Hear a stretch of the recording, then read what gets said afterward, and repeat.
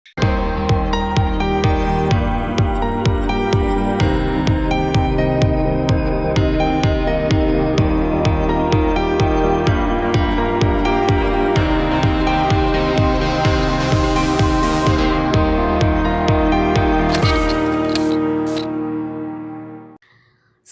Everyone, welcome to our channel. से बच्चे लोग, हम लोग पढ़ रहे हैं क्लास 12 बिजनेस स्टडीज के अंदर चैप्टर नंबर 9 फाइनेंशियल मैनेजमेंट।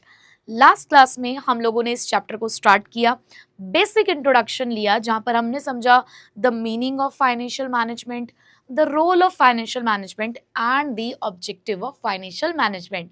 तो चलिए पहले मैं आप लोगों को दे देती हूँ एक quick recap of the last class, तब तक आप लोग लगा दीजिए अपनी अपनी अटेंडेंस।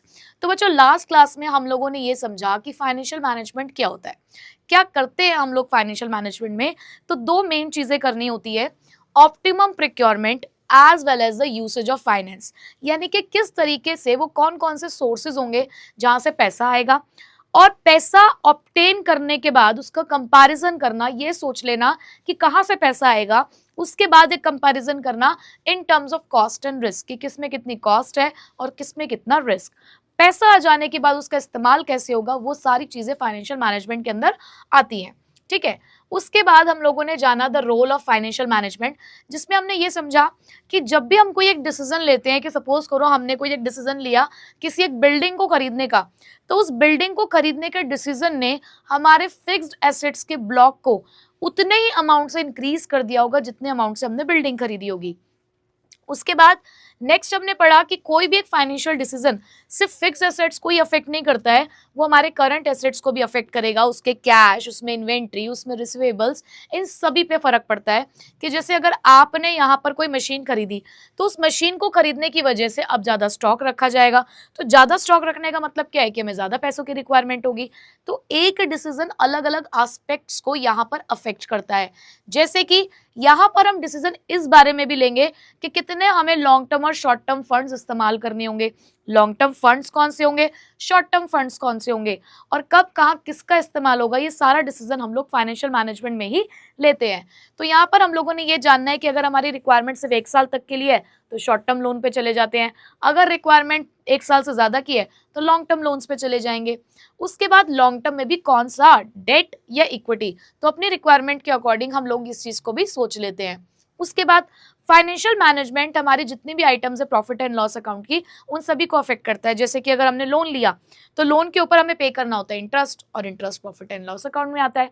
अगर आपने कोई मशीन खरीदी तो मशीन पे लगता है डेप्रिसिएशन, तो डेप्रिसिएशन भी प्रॉफिट एंड लॉस अकाउंट में आता है। तो ऐसे जो भी आप डिसीजन ले रहे हैं, वो एक डिसीजन प्रॉफिट एंड लॉस में आने वाली बहुत सारी चीजों को अफेक्ट करता है। ठीक है, चलिए उसके बाद हम लोगों ने ऑब्जेक्टिव्स पढ़े, और ऑब्जेक्टिव्स के लिए मैंने कहा अरे करो ना MA US से। तो जिसमें प्राइमरी ऑब्जेक्टिव मैंने आपको बताया कि कभी भी अगर आपसे ये पूछा जाए कि फाइनेंशियल मैनेजमेंट का प्राइमरी ऑब्जेक्टिव क्या है, तो वो क्या था, याद कराया था ना मैंने तुमको, maximising the share holders wealth. और वो कैसे हो सकती है, by increasing the market value of equity shares. ठीक है, कि इक्विटी शेयर्स की मार्केट वैल्यू अगर इंक्रीज हो जाए तो शेयर होल्डर्स की वेल्थ मैक्सिमाइज हो जाती है। दूसरा पॉइंट था कि आपको यहाँ पर इस चीज को इंश्योर करना है कि अवेलेबिलिटी ऑफ फंड्स हो एट द रीजनेबल कॉस्ट, यानी कि जितना फंड हमें जितने फंड की हमें रिक्वायरमेंट है उतना फंड हमें अवेलेबल हो जाए, बट एक रीजनेबल कॉस्ट पे। तीसरा, यूटिलाइजेशन ऑफ फंड, ऐसा नहीं कि पैसा मिल गया है सस्ते में तो उसको किसी भी तरीके से इस्तेमाल कर दिया है, उसका यूटिलाइजेशन कैसा होना चाहिए उसके बारे में भी हम यहाँ पे डिसीजन लेंगे। प्लस सेफ्टी ऑफ फंड तो बहुत जरूरी है, क्यों, क्योंकि फंड की सेफ्टी नहीं करोगे तो गड़बड़ हो जाएगी। तो प्रॉफिट्स को री इन्वेस्ट करना ताकि हम लोग पैसे से पैसे को कमा पाएं, तो इन सभी चीजों के बारे में हम लोग फाइनेंशियल मैनेजमेंट में सोचते हैं। चलो यहाँ तक तो हमने पढ़ लिया, अब बढ़ते हैं अपने एक नेक्स्ट टॉपिक की तरफ और स्टार्ट करते हैं हमारा आज का topic, which is financial planning. Madam planning तो हम लोगों ने पढ़ लिया था ना पार्ट 1 में। हाँ मेरे प्यारे बच्चों, प्लानिंग तो तुम लोग ऑलरेडी पढ़ के आ चुके हो, बस उसके आगे मैंने एक वर्ड ऐड ऑन कर दिया है, फाइनेंशियल। तो प्लानिंग का मतलब तुम लोग वहां से क्या पढ़ के आए थे, चलो बताओ, प्लानिंग के बारे में तुम लोग वहां से क्या सीख कर आए थे। तुमने कहा था कि प्लानिंग का मतलब होता है थिंकिंग इन एडवांस, है ना। प्लानिंग का मतलब क्या है, थिंकिंग इन एडवांस। अब यहाँ पे ये थिंकिंग इन एडवांस किस चीज के लिए चल रही थी बच्चों, ये चल रही थी for the setting of objectives, कि हमें अपने बिजनेस के लिए कुछ ऑब्जेक्टिव सेट करने थे, उसके लिए हम लोग प्लानिंग कर रहे थे। तो मैंने तुम्हें कहा कि यार एक काम करो ना, अब यही प्लानिंग तुम्हें अपने फाइनेंस के लिए करनी है, यानी कि पैसों के लिए। तो जब आप पैसों के लिए प्लान करते हो, कि आप आज प्लान कर रहे हो कि कल को आपको कितने पैसों की जरूरत होगी और वो पैसा कहाँ से आएगा, पैसा आने के बाद कहाँ कहाँ लगाया जाएगा, तो सारी चीजों को हम लोग यहाँ पर क्या बोलते हैं बच्चों, फाइनेंशियल प्लानिंग। बहुत सिंपल सी बात, फाइनेंशियल प्लानिंग का मतलब क्या है, पैसों की प्लानिंग करना। अब पैसों की प्लानिंग आप किस फॉर्म में कर रहे हो, खुद सोचो ना। तुम्हारे पेरेंट्स आज से ही प्लान कर रहे हैं आपके फ्यूचर के लिए। क्यों? कि भाई आप 12th क्लास पास करोगे, उसके बाद हायर एजुकेशन के लिए जाओगे, अलग अलग यूनिवर्सिटीज और कॉलेजेस में या फिर कोर्सेज में एडमिशन लोगे। अब अचानक से उस टाइम पर पैसों की जरूरत होगी, तो वो आज ही से अगर इस चीज को सोच रहे हैं कि मेरे बच्चे की पढ़ाई के लिए हमें मान लो 5 लाख रुपए की जरूरत है, तो वो 5 लाख रुपए कहाँ कहाँ से आ सकते हैं, कितनी कॉस्ट में आ सकते हैं, और जब वो 5 लाख रुपए आएंगे तो उस 5 लाख रुपए का इस्तेमाल मैं कहाँ कहाँ करूंगा। तो अगर आपके पेरेंट्स इस चीज के बारे में आज ही सोच रहे हैं बच्चों कि इस पैसे को कहाँ से लेना और कैसे इस्तेमाल करना है, तो वो सारी चीजें क्या कहलाती हैं, फाइनेंशियल प्लानिंग। ठीक है, फाइनेंशियल प्लानिंग इज इसेंशियली, अब ये जो मैंने यहाँ पर एक अलग कलर से हाईलाइट कर रखा है, अंडरलाइन भी कर रखा है, यहाँ पे जितने भी वर्ड्स आपको अलग कलर से दिख रहे हैं सब आपके लिए इंपॉर्टेंट है। ठीक है, तो स्पेशली ये तो आपके लिए इंपॉर्टेंट है क्योंकि केस स्टडी में कई बार ये लाइन लिखी होती है और आपको कॉन्सेप्ट आइडेंटिफाई करना होता है, तो इस लाइन से आप आइडेंटिफाई कर सकते हो कि कौन सा कॉन्सेप्ट है। अब लाइन क्या लिखी हुई है जरा पढ़ते हैं। Financial planning is essentially the preparation of a financial blueprint of an organization's future operation। मतलब चलो बच्चों आपको एक एग्जांपल मैं देती हूँ पहले इसके लिए। आप लोग जब एग्जाम देने जाते हैं तो उससे पहले आपके टीचर्स आपको एक ब्लूप्रिंट देते हैं। जब मैंने भी आपको यहाँ पे पढ़ाना शुरू किया था तो मैंने आपको पहले पूरा सिलेबस बताया, फिर मैंने आपको ये बताया कि आपके टोटल नंबर ऑफ चैप्टर्स कितने हैं, कि 1 to 12 चैप्टर्स हैं आपके। फिर मैंने ब्लॉक वाइज वहाँ पे आपको ये बताया कि चैप्टर्स की वेटेज कितनी है, जैसे कि चैप्टर 1 2 3 आपका 16 मार्क्स का है। बट अगर मैं इसको और डिटेल में बता दूं, कि अगर मैं आपको इस तरीके से बता दूं कि बच्चों जो चैप्टर नंबर 1 है वो आपके एग्जाम में आपको 5 मार्क्स का देखने को मिलेगा, जिसमें उसकी मार्किंग किस तरीके से रहेगी कि एक क्वेश्चन आएगा 1 नंबर का और एक क्वेश्चन आएगा आपका 4 नंबर का, टोटल 5 मार्क्स हो गए। ऐसे मैंने आपको बोला कि बच्चों चैप्टर नंबर 2 जो है वो आपका 7 मार्क्स का आएगा, जिसमें से एक क्वेश्चन आएगा आपका 6 मार्क्स का और एक क्वेश्चन आएगा आपका 1 मार्क्स का। तो अगर इतना डिटेल में आपको प्रोवाइड करा दूं कि टोटल हमने 80 मार्क्स किस तरीके से डिवाइड करे अमंग ऑल दी चैप्टर्स, और उसमें भी यहाँ पर मैं ये भी बता दूं कि 3 नंबर 4 नंबर 6 नंबर का जो क्वेश्चन है वो कौन कौन से चैप्टर से आएगा, तो इसे हम लोग बोलते हैं blueprint of your question paper. अब यहाँ पर उन्होंने भी ये वर्ड यूज किया है ब्लूप्रिंट। तो इनके ब्लूप्रिंट से क्या मतलब है कि फाइनेंशियल ब्लूप्रिंट दे रहे हैं कि मान लो मेरे पास 5 लाख रुपए आए, इस 5 लाख रुपए में से मैंने वर्किंग कैपिटल के लिए 2 लाख रुपए निकाल दिए, मैंने 3 लाख रुपए की एक मशीन खरीद ली। तो अगर इस तरीके से मैंने पूरा डिटेल बता दिया कि 5 लाख रुपए आए कहां से, 3 लाख रुपए की मैंने डेट लिया यानी कि उधारी ली है, और 2 लाख रुपए के मैंने इक्विटी शेयर्स इशू करे हैं, तब जाके मेरे पास 5 लाख आए। और उस 5 लाख को मैंने किस तरीके से बांटा कि 2 लाख की मैंने वर्किंग कैपिटल रखी और 3 लाख रुपए मैंने मशीन खरीद ली। तो अगर इस तरीके से मैं डिटेल बना रही हूँ, पूरा एक चिट्ठा प्रोवाइड कर रही हूँ आपको पैसों के लेन देन का कि आया कैसे और इस्तेमाल कैसे किया, तो उसको बोलते हैं फाइनेंशियल ब्लूप्रिंट। अब ये सारी चीजें क्योंकि मैं फ्यूचर के बारे में सोच रही हूँ, आपको ब्लूप्रिंट जब मिलता है एग्जाम का क्वेश्चन पेपर का, तो वो फ्यूचर के लिए मिलता है ना, कि कल जो आपका एग्जाम आने वाला है उसके लिए आज ब्लूप्रिंट ये है। लाइकवाइज आप बता रहे हो कि आप 5 लाख रुपए का इंतजाम करोगे, 3 लाख रुपए डेट में से, 2 लाख रुपए इक्विटी में से, और जैसे पैसा आएगा उसका इस्तेमाल इस तरीके से किया जाएगा। तो यहां पर भी आप जब फ्यूचर ऑपरेशंस के लिए इस तरीके की प्लानिंग करते हो अपने फाइनेंस के लिए, तो उसे फाइनेंशियल प्लानिंग कहते हैं। तो यही लाइन यहाँ पर डिस्क्राइब की गई है that it is the preparation of the financial blueprint, कि यहाँ पर आप पूरा एक डिटेल बनाते हो अपने पैसों की ऑफ एन ऑर्गेनाइजेशन, किसी भी ऑर्गेनाइजेशन के फ्यूचर ऑपरेशंस की, कि आगे फ्यूचर में हम लोग क्या करने वाले हैं, उसके लिए जो भी पैसों की हमें जरूरत होगी तो वो पैसा कहाँ से आएगा और कैसे इस्तेमाल होगा, जब उसकी पूरी डिटेल एक स्टेटमेंट बनाई जाती है तो उसे क्या बोलते हैं हम लोग, फाइनेंशियल प्लानिंग। समझ आ गया फाइनेंशियल प्लानिंग क्या होता है? Very good. अब देखो ऑब्जेक्टिव क्या है फाइनेंशियल प्लानिंग का। भाई देखो आज हम लोग प्लान कर रहे हैं किस लिए, कि अचानक से फ्यूचर में हमारे सामने किसी भी तरीके की हमें अनसर्टेनिटी फेस ना करनी पड़े, कि हमें पैसों की जरूरत हो और हमारे पास पैसा ही ना हो। तो आज की प्लानिंग कल के फ्यूचर को बेहतर करती है, कि हमारे पास इनफ फंड अवेलेबल हो एट द राइट टाइम। यही है फाइनेंशियल प्लानिंग, कि जब जितने पैसों की जरूरत हो उतना पैसा सही समय पर हमें मिल जाए, इसीलिए हम लोग क्या करते हैं, फाइनेंशियल प्लानिंग करते हैं। ठीक है, तो अब देखो जरा यहां पर अगर मैं आपको समझाऊं फाइनेंशियल प्लानिंग को एक फ्लो चार्ट्स के थ्रू, तो यहां पर ऑब्जेक्टिव बहुत क्लियरली आपको डिफाइन किए गए हैं कि आप ना फाइनेंशियल मैनेजमेंट के अंदर एक फाइनेंशियल प्लानिंग नाम का एक कॉन्सेप्ट यूज करते हो। ठीक है, ये मेरे साथ साथ आपने समरी नोटबुक में बनाना है। जितने भी मैं आपको यहाँ पे ये फ्लो चार्ट्स दिखाऊंगी, ये डायग्राम्स दिखाऊंगी, ये सारे आपने समरी नोटबुक में नोट करने हैं। ठीक है, तो यहाँ पर फाइनेंशियल मैनेजमेंट के अंदर एक कॉन्सेप्ट होता है फाइनेंशियल प्लानिंग, जिसके अंदर हम इंश्योर करते हैं क्या, हम इंश्योर करते हैं द अवेलेबिलिटी ऑफ फंड्स, कि भाई हमारे पास फंड्स की अवेलेबिलिटी हो। क्यों क्यों आप कह रहे हो कि फंड्स की अवेलेबिलिटी हो? क्योंकि बच्चों अगर आपके पास इनएडिक्वेट फंड्स हुए, इनएडिक्वेट फंड्स का मतलब क्या होता है, फंड्स की कमी। इनएडिक्वेट फंड्स का मतलब क्या हुआ बच्चों, फंड्स की कमी। कि अगर आपके पास फंड्स की कमी हुई, कि मान लो आपको किसी प्रोजेक्ट को कंप्लीट करने के लिए 3 लाख रुपए की जरूरत थी, बट आपके पास सिर्फ 2.5 लाख रुपए अवेलेबल थे, तो 50,000 की कमी होने की वजह से आप अपने कमिटमेंट्स को पूरा नहीं कर पाओगे। यानी कि जो आपने वादा किया हुआ होगा वो वादे आप नहीं निभा पाओगे। आप अपने हो सकता है डेली ऑपरेशंस को भी मेंटेन ना कर पाओ। आपको अपने बिजनेस को चलाने के लिए भी पैसों की जरूरत थी, बट आपके पास पैसों की कमी हो गई, तो ऐसे में आप रॉ मटेरियल नहीं खरीद के ला पा रहे। अब जब तक रॉ मटेरियल नहीं आएगा तब तक काम कैसे करोगे? याद करो हमारा राजू कर रहा था ना, वो बर्गर बेच रहा था ना, ऑर्डर मिला था, बट अगर सही समय पर उसके पास पैसा नहीं आता तो क्या वो ऑर्डर कंप्लीट कर पाता? और अगर ऑर्डर नहीं कंप्लीट कर पाता तो उसका बिजनेस वहीं पे खराब हो जाता। क्यों? उसकी मार्केट में गुडविल खराब हो जाती कि भैया ये तो बिल्कुल भी ऑर्डर टाइम से देता ही नहीं है, और इसके चक्कर में हमारी जो पार्टी है वो खराब हो गई। तो ऐसे में अगर आपको अपने बिजनेस की गुडविल बनाए रखनी है, अपने बिजनेस को टाइम से चला कर रखना है, तो सही फंड्स आपके पास सही टाइम पे अवेलेबल होने चाहिए। तो फंड्स की कमी आपके प्लान्स को डिले कर सकती है और आपको लॉसेस भी करवा सकती है, क्योंकि हो सकता है कि आपको लॉस भी फेस करना पड़े। और वहीं पर देखो जरूरत से ज्यादा चीजें भी सही नहीं होती।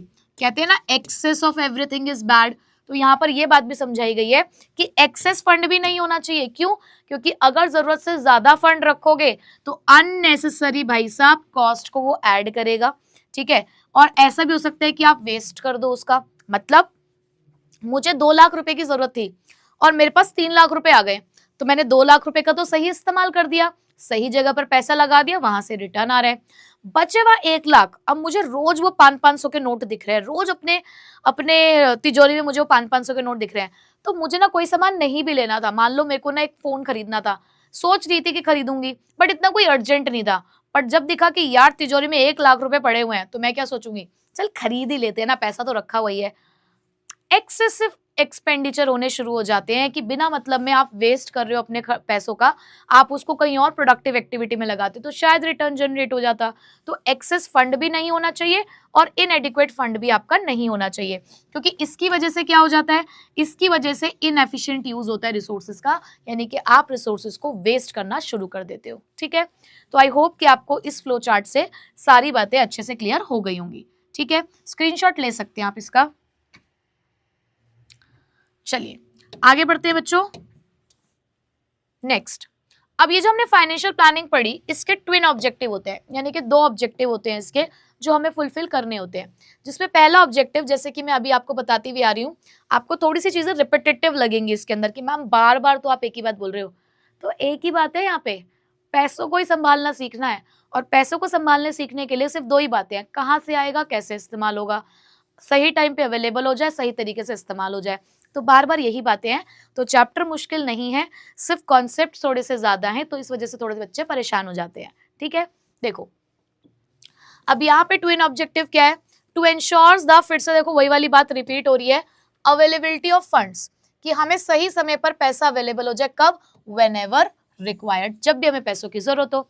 तो इसका मतलब है कि आपको अगर ये चाहिए कि सही समय पर सही पैसा आपके पास अवेलेबल हो जाए, तो उसके लिए एक प्रॉपर एस्टिमेशन होना चाहिए कि कितना पैसा आपको चाहिए होगा। भाई आपके पेरेंट्स को अगर ये लगता है कि इन फ्यूचर जब आप हायर एजुकेशन के लिए जाएंगे, जब आप अलग अलग कोर्सेज के लिए जाएंगे, तो कितने पैसों की जरूरत पड़ सकती है और क्यों, जैसे कि उन्हें लगा कि हमारा बच्चा किसी प्रोफेशनल कोर्स में एंटर कर रहा है, तो भाई देखो उसका पहले एंट्रेंस देगा तो रजिस्ट्रेशन के पैसे चाहिए, कोचिंग लेता है तो कोचिंग के पैसे चाहिए।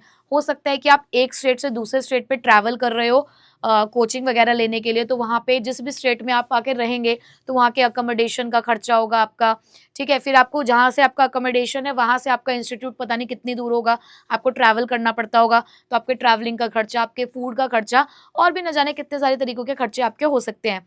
तो आपके पेरेंट्स को पहले से ये चीज का एस्टिमेट करके रखना होगा कि किस किस तरीके से पैसों की जरूरत पड़ सकती है, किन किन चीजों के लिए पड़ सकती है और टोटल कितना पैसा हमें जरूरत पड़ेगा उस टाइम पे। तो अगर आप चाहते हैं कि आपके पास अवेलेबिलिटी ऑफ इनफ फंड, तो पहले आपको ये भी पता हो कि कितने पैसों की आपको जरूरत है, ठीक है। Also, there is a need to estimate the time at which these funds are to be made available. अब ये तो पता हो कि कितना पैसा चाहिए, ये भी पता हो कि कब चाहिए, मतलब कि क्या तुरंत 12th के बाद ही चाहिए या 1-2 महीने का गैप मिलेगा तब चाहिए। तो अगर आपको ये नहीं पता कि चलो ठीक है सफिशिएंट फंड्स तो आपके पास अवेलेबल है बट मिल रहे हैं 2 महीने बाद, चाहिए थे 1 ही महीने बाद, तो भी क्या फायदा हुआ। तो यहाँ पर उन्होंने पहले ऑब्जेक्टिव में क्या बोला, अगर मैं आपको इसको छोटे से शब्दों में अगर डिफाइन करूं तो कितना पैसा चाहिए, कितना प्लस कब, ये दो चीजें आपको क्लियर होनी चाहिए under the objective of financial planning, कि कितना पैसा चाहिए, कब चाहिए और क्यों चाहिए। अगर मैं एक और चीज ऐड कर दूं तो क्यों चाहिए, ठीक है। तो हाउ मच, व्हेन और व्हाई, इन चीजों को आपको आंसर देना होता है under the objective of financial planning, ठीक है। चलो एक एग्जांपल के थ्रू जरा इस चीज को समझते हैं। A company needs 50 lakh rupees to buy a new machine next month. एक कंपनी को 50 लाख रुपए की जरूरत थी क्योंकि उसे अगले महीने एक मशीन खरीदनी थी। End funds must be ready before the purchase. अब ऐसा थोड़ी है कि जिस दिन खरीदने जाओगे उस दिन पैसों का इंतजाम करोगे, खरीदने से पहले ही पैसों का इंतजाम हो जाना चाहिए। So ₹5 lakh needed every month to pay the salaries. अब आपको लगता है कि आपको अपने यहाँ पर काम करने वाले एम्प्लॉयज को सैलरी देनी होती है, तो उसके लिए आपको 5 लाख रुपए की जरूरत पड़ती है monthly. So fund should be arranged monthly. तो जब आपको पता है कि हर महीने आपको 5 लाख की जरूरत है, तो आपको ये पता होना चाहिए कि हर महीने 5 लाख रुपए कहाँ से आएंगे, ठीक है। So this is the objective of financial planning. Next, second उन्होंने ऑब्जेक्टिव रखा कि ठीक है आपने ये तो बता दिया कब, कितना और क्यों चाहिए, अब ये बताओ to see that the firm doesn't raise the resources unnecessarily. दूसरा हमारा ऑब्जेक्टिव है कि ठीक है तुम जब ये डिसाइड कर रहे हो तो ये भी ध्यान रखना कि अननेसेसरली तुमको फंड रेज नहीं करना है, बिना बात के फंड रेज आपको नहीं करना है, because excessive funding is as bad as inadequate funding. क्योंकि जिस तरीके से कभी अगर पैसों की कमी पड़ जाती है वो सिचुएशन हमारे लिए बुरी होती है, बिल्कुल उसी तरीके से वो सिचुएशन भी हमारे लिए बुरी है कि अगर कभी हमारे पास एक्सेसिव फंडिंग हो जाएगी, जरूरत से ज्यादा पैसा हम लोग रेज कर लेंगे। क्यों? The business should not raise more money than needed. Good financial planning would put into the best possible use so that the financial resources are not left idle and don't unnecessarily add to the cost. क्योंकि अगर जरूरत से ज्यादा आप लोग fund raise कर लोगे तो उस पे क्या होगा, आपको कॉस्ट भरनी पड़ेगी। भाई ऐसा तो है नहीं ना कोई आपको फ्री में पैसा देकर चला जाएगा। मान लो आपने शेयर्स इशू कर दिए तो शेयर्स के ऊपर भी तो डिविडेंड देना पड़ता है। आपने किसी बैंक से लोन ले लिया तो बैंक के ऊपर इंटरेस्ट देना पड़ेगा ना।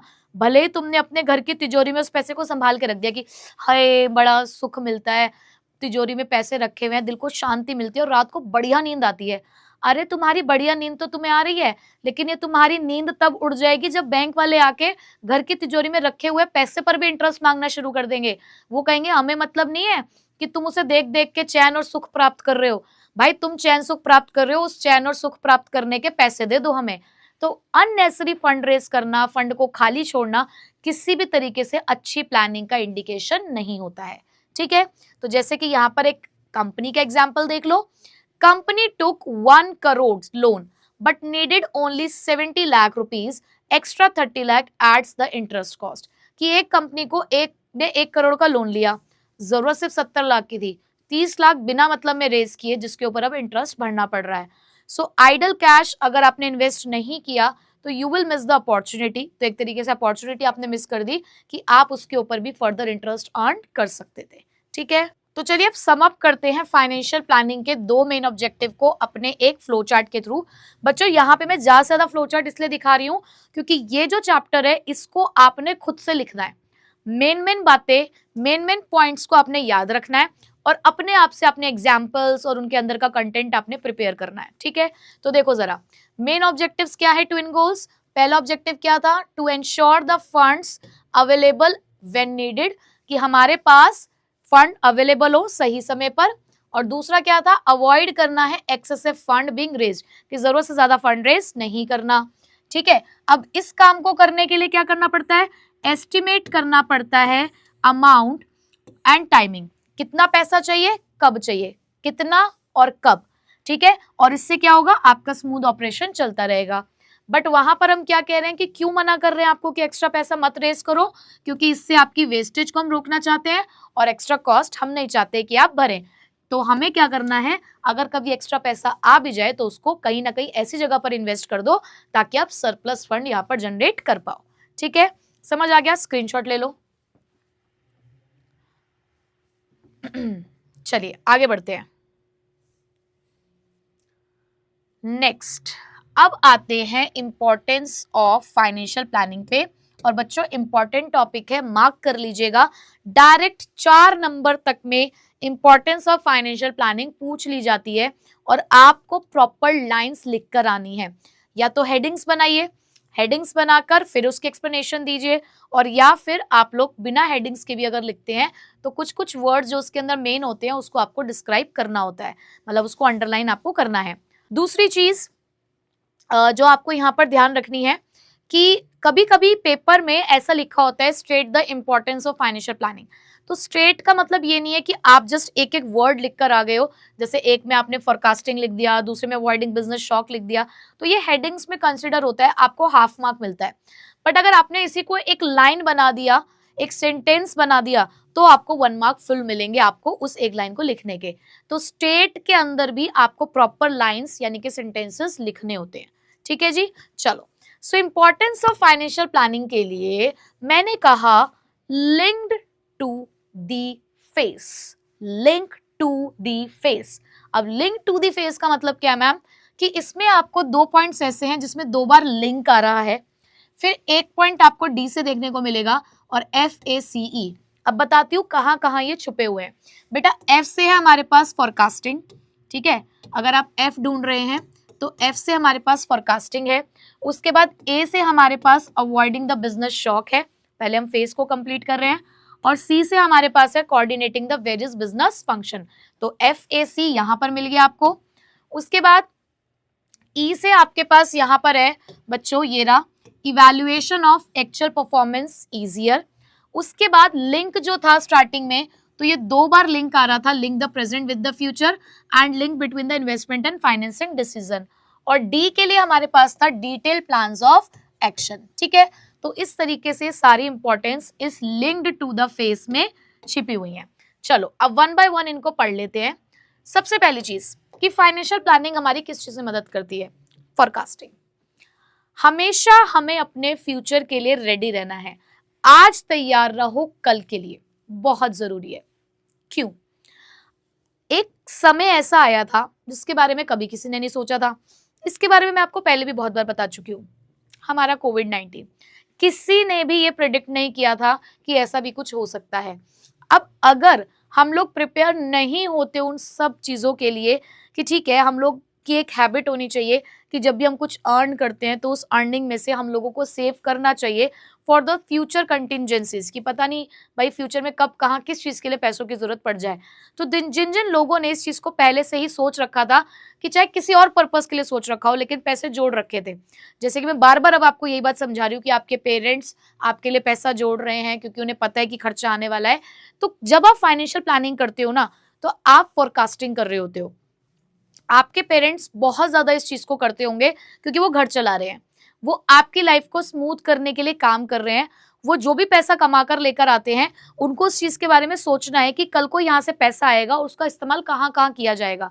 तो आपकी जो भी फाइनेंशियल प्लानिंग होती है वो हमेशा आपकी मदद करती है फोरकास्टिंग में, that what may happen in the future under different situation, कि कल को अलग अलग परिस्थितियों में क्या क्या हो सकता है।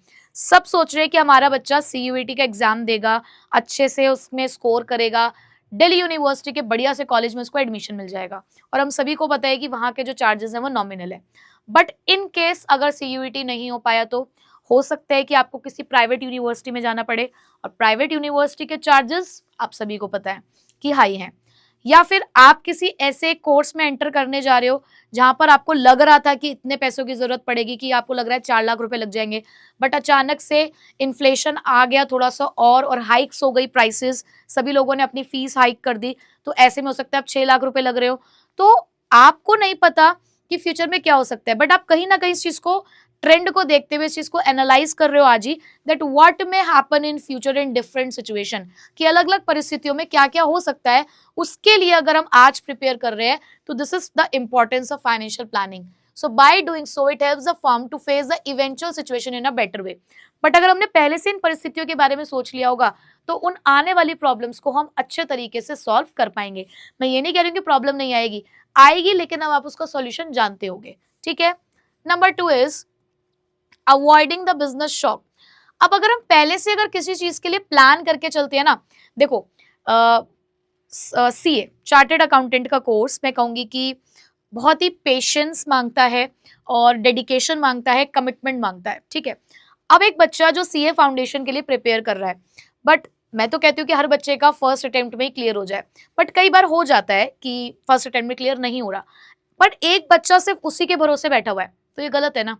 आपको क्या करना है, आपको 2-3 ऑप्शंस लेकर चलने हैं कि मान लो चलो ठीक है आप सीए फाउंडेशन की तैयारी कर रहे हो, आपका ड्रीम है चार्टेड अकाउंटेंट बनना, but at the same time आप साथ में सीयूईटी भी दो, अपने कॉलेज के लिए भी प्रिपेयर करो, अगर आपको कोई एक थर्ड ऑप्शन दिख रहा है तो उसके लिए भी करो। हाँ, आपका डेडिकेशन एक ही तरफ जा रहा है, बट आपको फिर से मैं वही कहूंगी कि फ्यूचर कंटिंजेंसीज के लिए प्रिपेयर रहना चाहिए, ताकि अचानक से, अब आपने क्या किया, आपने सारा टाइम अपना डिवोट कर दिया फाउंडेशन की तैयारी करने के लिए, आपने कोई फॉर्म फिल नहीं किया कॉलेज का, और बाय चांस की बात वो क्लियर नहीं हुआ, तो आपने जो ये टाइम डिवोट किया उसके अंदर अगर आप फॉर्म फिल कर लेते तो हो सकता है आपका कॉलेज में एडमिशन हो जाता, तो इतने में आपका कॉलेज भी चलता रहता, आपके फाउंडेशन की तैयारी भी चलती रहती, नेक्स्ट अटेम्प्ट भी आप दे देते, तो दोनों चीजों का आप पैरेलली मेंटेन कर सकते थे।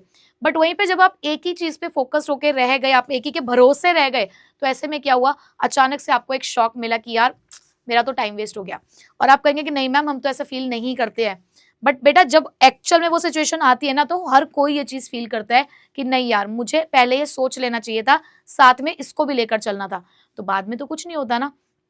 तो इसीलिए हमें हमेशा फ्यूचर के लिए प्रिपेयर रहना है। क्यों? ताकि एकदम से शॉक ना हो कि मुझे लग रहा है हमें 8 लाख रुपए की जरूरत पड़ेगी, पहले से प्रिपेयर रहेंगे, ताकि एकदम से जब वो नीड अराइज हो तो एकदम से बिजनेस को शॉक ना लगे। तो it helps in avoiding the business shocks and surprises and helps the company in preparing for the future, कि हमें फ्यूचर के लिए लोग पहले से प्रिपेयर रखते हैं। Next, it helps in coordinating the various business function। अब एक ऑर्गेनाइजेशन में अलग अलग तरीके के फंक्शंस परफॉर्म किए जाते हैं। अरे ये तो हम पार्ट 1 में पढ़ के आ चुके हैं, अब तो पार्ट 1 हमारे लिए बिल्कुल हलवा हो गई है। वो भी कौन से वाला हलवा? बिल्कुल सूजी का हलवा जो जल्दी बन जाता है, क्योंकि अब हमें वहां की सारी बातें पता है ना। तो यहाँ पर कोऑर्डिनेट करना है हमें वेरियस बिजनेस फंक्शंस को। कैसे? ये सेल्स फंक्शन को प्रोडक्शन फंक्शन के साथ बिल्कुल अलाइन करता है। कैसे? क्योंकि यहाँ पर क्लियर पॉलिसीज और प्रोसीजर है। हमने पहली प्रोडक्शन वाले के लिए बता दिया कि भाई देखो हमने फाइनेंशियल प्लानिंग कर रखी है कि हमने इतने यूनिट्स को यहाँ पर इस महीने बेचना है, उसके लिए इतना पैसा हम लोग आपको देंगे रॉ मटेरियल खरीद के लाने के लिए। मार्केटिंग वाले को हमने बता दिया हम इतना पैसा देंगे आपको मार्केटिंग करने के लिए। तो पहले से ही सारी पॉलिसीज और प्रोसीजर क्लियर कर दी ताकि ये लोग आपस में इजीली कोऑर्डिनेट कर सके, किसी तरीके का कोई लड़ाई झगड़ा इन लोगों के बीच में ना हो। ठीक है। उसके बाद अब क्योंकि फाइनेंशियल प्लानिंग के लिए मैंने एक वर्ड इस्तेमाल किया था यहाँ पर, ब्लूप्रिंट। और कैसा ब्लूप्रिंट? फाइनेंशियल ब्लूप्रिंट, जिसका मतलब मैंने आपको क्या समझाया कि पूरे कंप्लीट डिटेल होता है।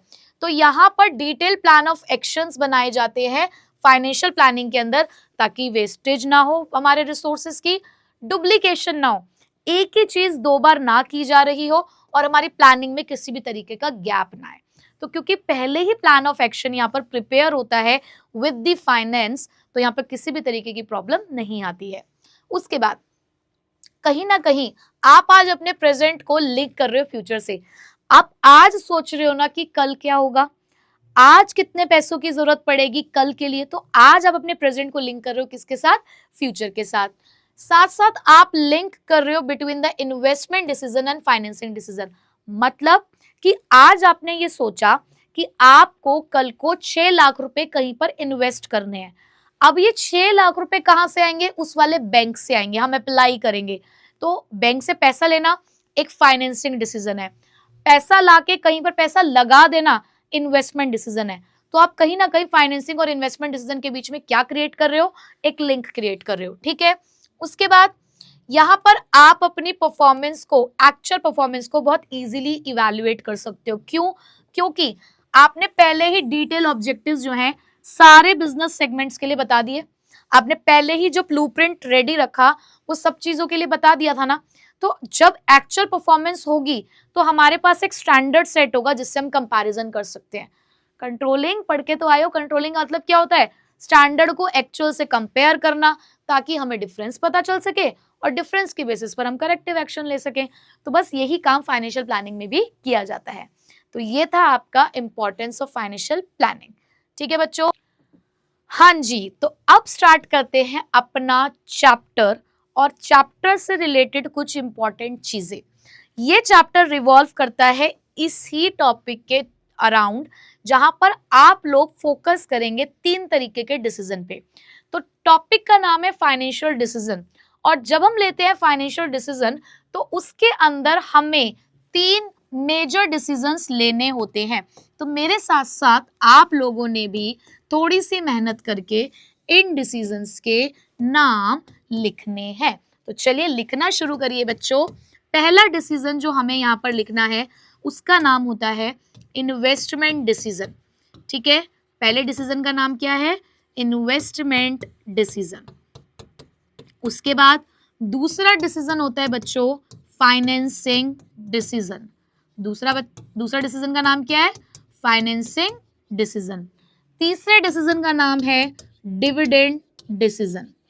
अब कई बार ये जो क्वेश्चन आता है ना तो बच्चा यही भूल जाता है कि डिसीजन कौन से है। तो टॉपिक ध्यान से देख लो क्या है, टॉपिक का नाम है फाइनेंशियल डिसीजन, कि हमें फाइनेंशियल डिसीजन लेना है। बट उस फाइनेंशियल डिसीजन में भी 3 डिसीजन हमें लेने होते हैं, इन्वेस्टमेंट, फाइनेंसिंग। फाइनेंसिंग वो फाइनेंशियल है, ये फाइनेंसिंग है, और इसका नाम है डिविडेंड, ठीक है। उसका होता है मतलब पैसों का रख रखाव, और इसका मतलब है कि पैसा आएगा कहां से। ये चलो आगे चलते हैं। अब हम लोग आज डिस्कस करेंगे इन्वेस्टमेंट डिसीजन के बारे में। तो बच्चों इन्वेस्टमेंट डिसीजन क्या होता है, इन्वेस्टमेंट डिसीजन का मतलब होता है पैसा, लिख लो जरा मेरे साथ साथ कुछ बातें, पैसा कहां लगाया जाएगा, पैसा कहां लगाया जाएगा। जब इस चीज के बारे में हम लोग सोच रहे होते हैं तो उसे बोलते हैं हम इन्वेस्टमेंट डिसीजन।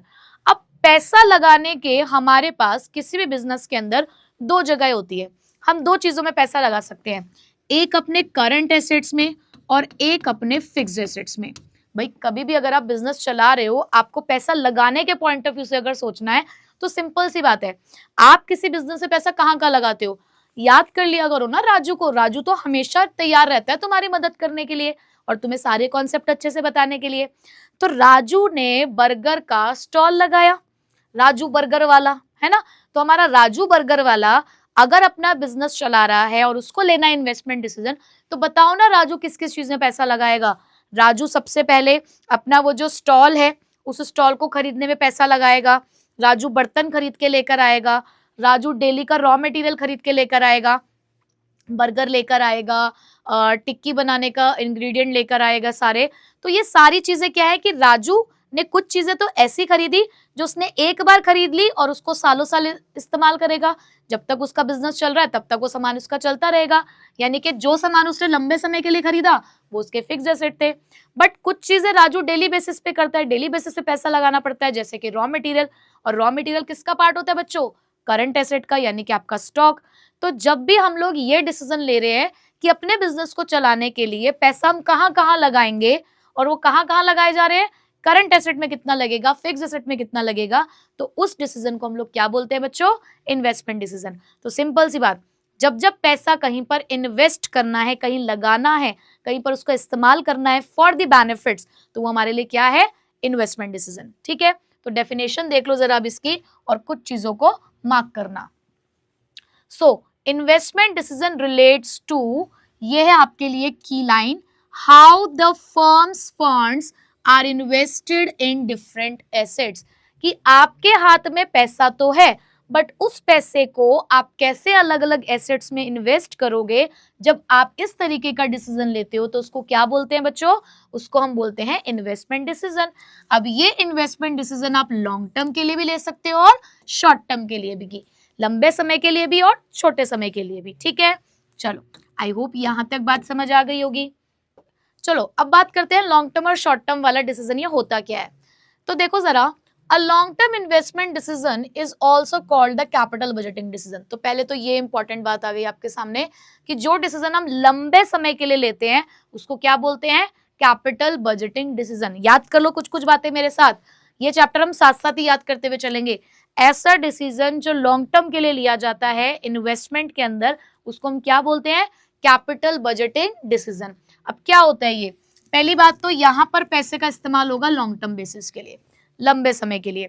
क्यों इस्तेमाल करोगे, एग्जाम्पल क्या है कि या तो आपने एक नई मशीन खरीदी क्योंकि पुराने वाली खराब हो गई है, उसको रिप्लेस करना है, या फिर कोई एक नया एसेट तुम खरीदने जा रहे हो, रिप्लेसमेंट के लिए नहीं, अपने लिए एक नया एसेट खरीदना ही है, या आपको एक नई ब्रांच ओपन करनी है, हो सकता है अपनी एग्जिस्टिंग ब्रांच को मॉडर्नाइज करना है, या अपने बिजनेस को डाइवर्सिफाई करना है, एक्सपेंड करना है। तो जब जब तुम्हें थोड़े लंबे समय के लिए पैसा चाहिए हो और कहीं ना कहीं तुम्हारा कोई एसेट क्रिएट हो रहा हो, तो उसे यहाँ पर बोल देते हैं कैपिटल बजटिंग डिसीजन।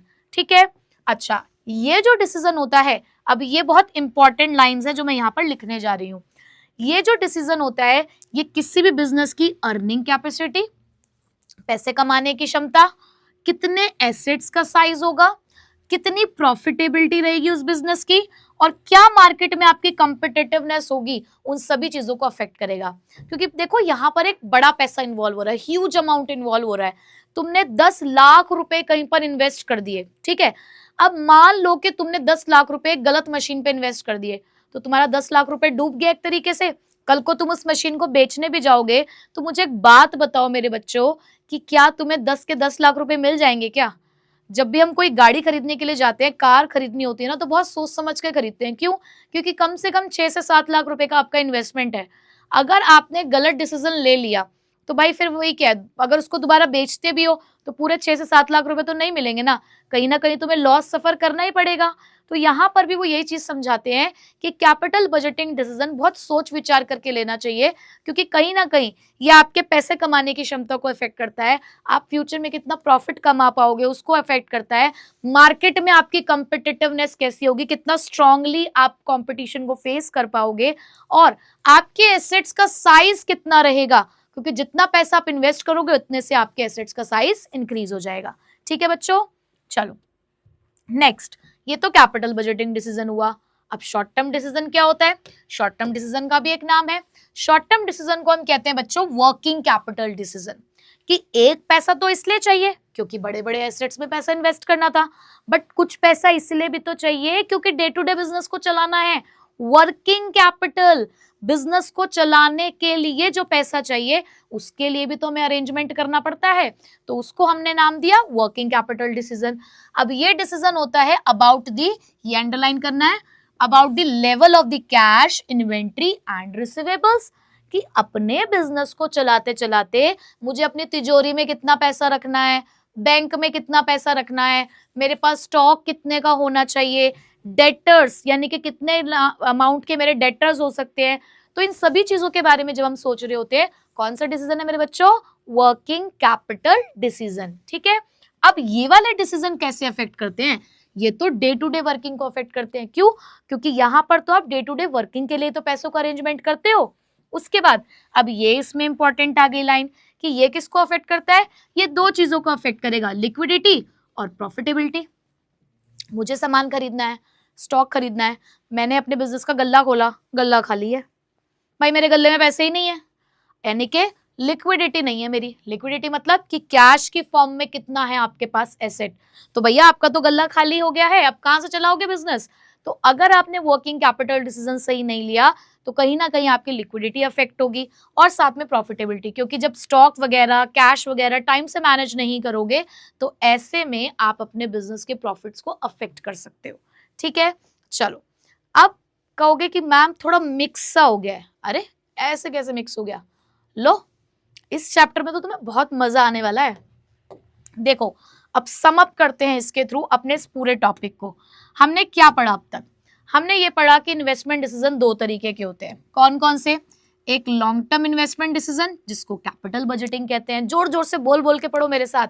दूसरा शॉर्ट टर्म इन्वेस्टमेंट डिसीजन जिसको वर्किंग कैपिटल डिसीजन कहते हैं। कितने तरीके के डिसीजन है, दो तरीके के, long term short term. Long term वाले को कैपिटल बजटिंग, शॉर्ट टर्म वाले को वर्किंग कैपिटल। मेरे साथ ही याद करना है। ऐसे वाले डिसीजन के अंदर बड़े बड़े डिसीजन लिए जाते हैं लॉन्ग टर्म इन्वेस्टमेंट से यहाँ पर, बट यहाँ पर डे टू डे फंड का मैनेजमेंट कर रहे हो। एग्जाम्पल अगर पूछूं तो जैसे कि नई मशीन खरीदना, नई ब्रांच बनाना और फिक्स एसेट्स को रिप्लेस करना। यहाँ पर कैश के बैलेंस को मेंटेन करना, इन्वेंट्री को कंट्रोल करना और रिसीवेबल्स को टाइम टू टाइम चेक करते रहना। अच्छा, कौन किसको अफेक्ट करता है, यहाँ पर किसका किस पे फर्क पड़ता है। अगर कैपिटल बजटिंग डिसीजन है तो वो अफेक्ट करेगा आपकी अर्निंग कैपेसिटी को, आपके साइज ऑफ एसेट को, कंपिटिटिवनेस को और प्रॉफिटेबिलिटी को। बट वहीं पे आपका वर्किंग कैपिटल डिसीजन आपकी लिक्विडिटी, आपकी डे टू डे वर्किंग और आपकी प्रॉफिटेबिलिटी को अफेक्ट करेगा। हो गया याद, है ना। तो इन्वेस्टमेंट डिसीजन आपको समझ में आ गए होंगे कितने तरीके के होते हैं और उसमें क्या क्या होता है। चलिए बच्चों, अब आते हैं अपने नेक्स्ट टॉपिक की तरफ जिसका नाम है the factors affecting capital budgeting decision. अब वो कौन से फैक्टर्स हैं जो अफेक्ट करते हैं हमारे इस डिसीजन को, यानी कि जब भी हम इस डिसीजन को लेंगे तो कुछ चीजों का सोच विचार हम जरूर करेंगे। तो बच्चों इसके अंदर तीन तरीके के डिसीजन होते हैं। जब भी आप इस डिसीजन को लोगे तो तीन चीजों के बारे में यहाँ पर जरूर सोचोगे और उसके लिए हमने यहाँ पर बोलना है क्राई। यहाँ पर आपको थोड़ा सा करना है क्राई। तो क्राई के अंदर मेरे बच्चों जो सी है, सी, उस सी से हमें क्या पढ़ना है, सी से हमें यहाँ पे पढ़ना है cash flows of the project. क्या पढ़ना है, cash flows of the project. उसके बाद दूसरा आता है आर। भाई मेरे साथ साथ तुमको भी लिखना है, ये थोड़ी कि भाई मैं ही लिखने वाली हूँ, यहाँ पे तुमको भी तो लिखना है ना, तो लिख रहे हो ना, चलो लिखते जाओ। उसके बाद आर से क्या है, रेट ऑफ रिटर्न। उसके बाद आई से क्या है, आई से है बच्चों यहाँ पर investment criteria involve, investment criteria involve. ये सारी चीजें समरी नोटबुक में आपकी बन जानी चाहिए। चलो स्क्रीनशॉट ले लो। हाँ जी, तो अब ये तीनों हम लोग यहाँ पर पॉइंट्स डिस्कस करते हैं वन बाय वन। अब जब भी हम कैपिटल बजटिंग डिसीजन के बारे में बात कर रहे हैं ना, तो सबसे पहले अगर मैं किसी भी जगह पर पैसा इन्वेस्ट करने जा रही हूँ तो मेरे माइंड में क्या आएगा कि भाई आज अगर मैंने कहीं पर 10 लाख रुपए लगाए तो वो 10 लाख रुपए मुझे इन फ्यूचर कितना कैश का फ्लो मुझे यहाँ पर जनरेट करके देंगे। जैसे कि क्या होता है कि मान लो मेरे पास दो प्रोजेक्ट है, मेरे पास दो ऑप्शन थे। थोड़ा सा मुझे जगह की जरूरत होगी तो चलो पीछे थोड़ा पहले इसको एक एग्जांपल से समझते हैं। मान लो मेरे पास दो प्रोजेक्ट्स हैं, प्रोजेक्ट नंबर ए और प्रोजेक्ट नंबर बी। ठीक है, सबसे पहले तो देखो भैया पैसा कमाने के लिए पहले पैसा खर्च करना पड़ता है, तो मुझे यहाँ पर कैश का आउटफ्लो करना पड़ा और मेरा कैश का आउटफ्लो रहा 10 लाख रुपए। ठीक है, मैंने प्रोजेक्ट ए में भी 10 लाख रुपए लगाए और मैंने प्रोजेक्ट बी में भी 10 लाख रुपए इन्वेस्ट किए, दोनों तरफ सेम अमाउंट मैंने इन्वेस्ट किया। ठीक, अब मैंने क्या किया, ये देखा कि आने वाले 5 साल में ये दोनों प्रोजेक्ट्स मुझे कितना इनफ्लो जनरेट करके देंगे। तो प्रोजेक्ट ए से मुझे कुछ इस तरीके से इनफ्लोज आए कि पहले साल में मुझे 3 लाख रुपए मिले, फिर दूसरे साल में 2 लाख हो गए, तीसरे साल में 2.5 लाख आ गए, चौथे साल में 1.5 लाख रुपए आ गए और 5वें साल में लगभग 3.5 लाख रुपए मेरे पास आने शुरू हो गए। ठीक है, वहीं पे जब मैं बात कर रही हूँ प्रोजेक्ट नंबर बी की, तो प्रोजेक्ट नंबर बी में कुछ इस तरीके से रहा कि हर साल मुझे 2-2 लाख रुपए ही मिल रहे हैं, हर साल मुझे 2-2 लाख रुपए मिल रहे हैं। तो मैंने यहाँ पर चेक किया कि कितना कितना इनफ्लोज आ रहा है। तो अगर मैं यहाँ के 5 साल के बारे में देखूं तो 3 और 2 5, 6, 7, 8, 9, 9 और 3 12, 12, 50,000।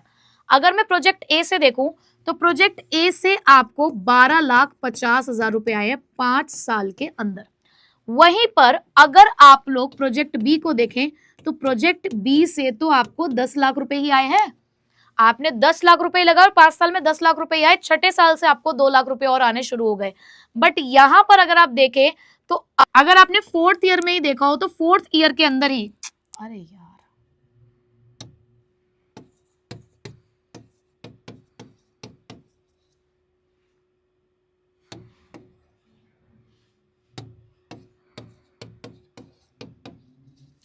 पर अगर यहां आपने देखा हो तो 4th ईयर के अंदर ही आप 9 लाख रुपए तो रिसीव कर ही लिए थे।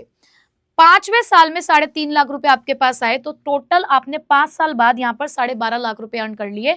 तो अगर मैं देखूं तो 2.5 लाख रुपए का आपको यहाँ पे पॉजिटिव बैलेंस है, जबकि यहाँ पर मामला निल हो चुका है। तो जब भी आप कैपिटल बजटिंग डिसीजन लेते हैं तो इस तरीके से प्रोजेक्ट्स को यहाँ पर हम लोग को चेक करना पड़ता है कि कितना कितना कैश का जो फ्लो है वो आपको जनरेट हो रहा है। तो देखो जरा एक बार यहाँ से भी कहानी को देख लो। When a company invest a big amount, कि जब भी कोई कंपनी एक बड़ा पैसा लगाती है, कहीं पे इन्वेस्ट करती है, it expects to get the cash back over the time, तो वो एक्सपेक्ट करती है कि उसके पास उसका पैसा वापस आ जाए। These are called the cash inflows and cash outflows. ये इनफ्लो भी हो सकता है और आउटफ्लो भी। जो पैसा आप रिसीव करते हैं उसको कैश इनफ्लो कहते हैं, जो पैसा आप खर्च करते हैं उसको कैश आउटफ्लो कहते हैं। जैसे हमारे एग्जाम्पल में 10-10 लाख रुपए हमारा कैश आउटफ्लो था और उससे जो बाद में हमें 5 साल तक रिटर्न आ रहा था वो कैश का inflow. So before investing, the company must carefully check how the cash of the project will generate, कि कितना जो कैश है वो एक प्रोजेक्ट जनरेट कर पाएगा, ये हमें पहले से ही देख लेना चाहिए। एग्जाम्पल, एक कंपनी ने 10 करोड़ रुपए एक नई मशीन पे खर्च किए। It aspects a regular income. अब वो एक्सपेक्ट कर रही है कि भैया रेगुलर इनकम हमारे पास आए, यानी कि कैश का इनफ्लो आए। कहाँ से? कि जितना भी हम प्रोडक्शन करेंगे उस मशीन का इस्तेमाल करके, तो उसकी वो जो कॉस्टिंग है 10 करोड़ रुपए की, वो हमारी कवर हो जाए। ठीक है जी, तो पहला पॉइंट हो गया कैश फ्लो। दूसरा, अब रेट ऑफ रिटर्न भी तो देखना है। अब मैं अगर इसी का एग्जांपल दूं कि एक प्रोजेक्ट मुझे 10% का रिटर्न दे रहा है, दूसरा प्रोजेक्ट मुझे 12% का रिटर्न दे रहा है, रिस्क मेरा सेम है, तो मैं कहाँ जाऊंगी? ऑब्वियसली मैं जाऊंगी प्रोजेक्ट बी की तरफ जो मुझे ज्यादा रिटर्न दे रहा है। तो आपको यहाँ पर यह भी चेक करना है कि रेट ऑफ रिटर्न क्या है। जरूरी नहीं है कि आप तीनों फैक्टर्स को एक साथ इस्तेमाल कर रहे हैं, आप किसी भी एक फैक्टर के बेसिस पर भी अपना डिसीजन ले सकते हैं। तो अगर आपका जो माइंडसेट जा रहा है, जो फैक्टर जा रहा है वो रेट ऑफ रिटर्न की तरफ जा रहा है, तो आपने कैलकुलेशन करनी है। So the most important criteria is the rate of return, कि कितना रिटर्न आप जनरेट कर पा रहे हैं। So these calculation are based on the expected return from each proposal. तो हर एक प्रपोजल से आपने रिटर्न चेक करना है और उसके साथ रिस्क कितना है। जैसे कि एक प्रोजेक्ट ए 10% का रिटर्न, प्रोजेक्ट बी 12% का रिटर्न। कंपनी ने चूज किया प्रोजेक्ट बी क्योंकि दोनों के अंदर जो रिस्क था वो सेम था। ठीक है, next third point, investment criteria involve. अब आप कैलकुलेशन करते टाइम कौन सा मेथड यूज करते हो? आपको पता है बच्चों, ये जो आप सिर्फ एक चैप्टर पढ़ रहे हो ना, ये पूरा एक सब्जेक्ट है ग्रेजुएशन लेवल पे। और कहीं ना कहीं जब आप सीए के कोर्स में जाएंगे, कुछ अपने प्रोफेशनल कोर्स में जाएंगे जो अकाउंटिंग से रिलेटेड होते हैं, वहां पर भी ये पूरा एक सब्जेक्ट आपको पढ़ना है, फाइनेंशियल मैनेजमेंट। तो उस फाइनेंशियल मैनेजमेंट के अंदर एक चैप्टर है हमारा कैपिटल बजटिंग टेक्निक्स। तो वहां पर आपको बहुत सारी टेक्निक सिखाई जाती है जिसके बेसिस पर आप ये इवैल्यूएट कर पाते हो कि कौन सा प्रोजेक्ट हमारे लिए प्रॉफिटेबल है और कौन सा नहीं। तो आप अपनी कैलकुलेशन करते टाइम कौन सा इन्वेस्टमेंट क्राइटेरिया यूज करते हो उस पर भी आपका डिसीजन निर्भर करता है। So the decision to invest in a particular project involves a number of calculation. बहुत कुछ करना पड़ता है regarding the amount of investment, interest rate, cash flow, rate of return, सब कुछ देखना होता है भाई। ऐसे थोड़ी, ये हम लोग तो 10 लाख 20 लाख की बात कर रहे हैं, तुम एग्जाम्पल में देख लो 10-10 करोड़ की तो मशीनें खरीदी जा रही हैं, तो तुम खुद सोचो कि ये कितना सोच विचार करके काम करते होंगे, ठीक है। So there are different techniques to evaluate the investment, बहुत सारी अलग अलग टेक्निक्स होती हैं जिनको हम कैपिटल बजटिंग टेक्निक्स कहते हैं, और इन टेक्निक्स को अप्लाई किया जाता है हर एक प्रपोजल के साथ किसी भी पर्टिकुलर प्रोजेक्ट को सिलेक्ट करने से पहले, ठीक है। जैसे कि एग्जाम्पल है कि if one project gives the faster return, एक प्रोजेक्ट जल्दी रिटर्न दे रहा है, and another give higher profits over time, the company will use this techniques to decide the better one. कि मतलब एक रिटर्न जल्दी दे रहा है, यानी कि पैसा आपका जल्दी वापस आ रहा है, कि जो आपने पैसा इन्वेस्ट किया वो जल्दी आपको रिकवर हो रहा है, बट एक प्रोजेक्ट ऐसा है जो प्रॉफिट अच्छा कमा के दे रहा है। अब आपको चूज करना है कि कौन से वाला बेटर रहेगा, तो उसके लिए आप क्या क्राइटेरिया इस्तेमाल करते हो, उसके बेसिस पर ही आप डिसीजन लोगे, ठीक है। तो 3 चीजें थी हमारे पास यहाँ पर कि जब भी हम कैपिटल बजटिंग डिसीजन लेते हैं तो 3 चीजों को देखेंगे, कैश फ्लो कितना है, रेट ऑफ रिटर्न कितना है, और कौन सा इन्वेस्टमेंट क्राइटेरिया हमने इस्तेमाल किया। तो बच्चों आज हम लोगों ने यहाँ पे कंप्लीट किया अपना इन्वेस्टमेंट डिसीजन का टॉपिक, एंड आई होप कि आप लोगों को बहुत इजी लगा होगा ये चैप्टर। बहुत ही चुटर मुटर बातें थी बस जो इन्होंने अपनी भारी भरकम लैंग्वेज में लिखी हुई हैं, अदरवाइज कुछ भी नहीं है। जो मैं आपको फ्लो चार्ट्स यहाँ पर शो कर रही हूँ, आप उसकी हेल्प से यहाँ पर अपने टॉपिक्स को प्रिपेयर कर सकते हैं। मेन बातों को ध्यान रखिए और अपने हिसाब से अपने क्वेश्चंस को बनाना सीखिए, ठीक है। यानी कि आंसर्स फ्रेमिंग आप लोग यहाँ पर सीख लीजिए। चलिए अब मिलूंगे मैं आपसे नेक्स्ट क्लास में इसके आगे के टॉपिक के साथ, लेकिन एक काम आपको जरूर करना है, साथ साथ नोट्स बनाने हैं, फ्लो चार्ट्स को बनाकर रखना है समरी नोटबुक के अंदर। एक बार एनसीईआरटी में से रीडिंग जरूर कर लेना और इस चैप्टर को टाइम टू टाइम रिवाइज करते रहना, ठीक है। सो मिलूंगी आपसे नेक्स्ट क्लास में इसके आगे के टॉपिक के साथ। So till then take care, bye bye. Thank you so much इस लेक्चर को पूरा ध्यान से देखने के लिए। आई होप आपको ये पूरा वीडियो लेक्चर बहुत अच्छे से समझ आया होगा। मुझे कमेंट करके ज़रूर बताना कि क्या ये वीडियो लेक्चर आपको अच्छे से समझ आया, और अगर आपके मन में कोई भी डाउट है इस वीडियो के अंदर तो प्लीज़ मुझे कमेंट करना, मैं पूरी कोशिश करूँगा आपके रिप्लाई करने की। हमारे चैनल को सब्सक्राइब ज़रूर कर लेना, और यहाँ पर जो प्लेलिस्ट्स आ रही हैं उन्हें अच्छे से फॉलो करना, इसमें आपकी कंप्लीट प्रिपरेशन हो जाएगी। एंड जाने से पहले हमारे इन सोशल मीडिया अकाउंट्स पर मेरे साथ पर्सनली कनेक्ट हो सकते हो, और मुलाकात करूँगा अब आपसे आपकी नेक्स्ट वीडियो में।